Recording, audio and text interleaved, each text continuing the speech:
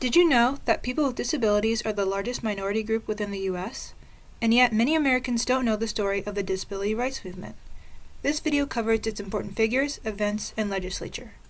The disability rights movement started to rise after World War II as more veterans returned home, but it gained prominence in the 1960s with several other social justice movements. Before the movement, many people with disabilities lacked personal autonomy and independence due to harmful laws and a lack of protective federal regulations. Public spaces weren't required to be accessible, and children with disabilities were often placed in alternate classrooms away from their able-bodied peers. In addition, many disabled people were placed in asylums that were usually overcrowded and didn't have the proper resources to care for the people inside of it. Disabled adults and parents of children with disabilities led the movement. They held various protests, wrote exposés, and lobbied throughout the country. One of the most important figures is Judy Heumann, who is often called the mother of the disability rights movement. After contracting polio as a baby, she needed a wheelchair, which city officials repeatedly used as an excuse to keep her out of school. She later won a case against New York City's Board of Education, who barred her from becoming a teacher because she used a wheelchair, garnering national attention.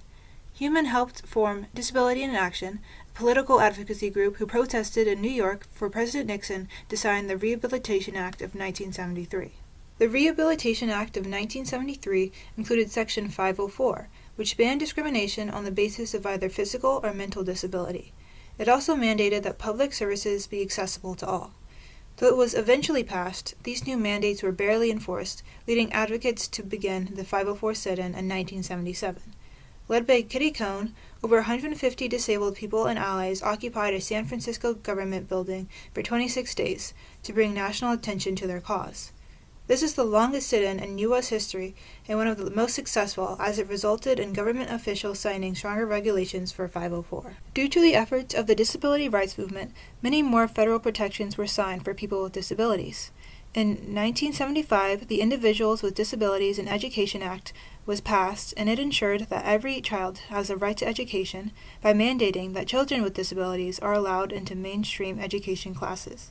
15 years later, the Americans with Disabilities Act was signed, and it prohibits discrimination in hiring and guarantees equal access to education and public facilities. If you want to learn more or get involved, go to our website, Equity for Disabled Maryland Youth. Thank you!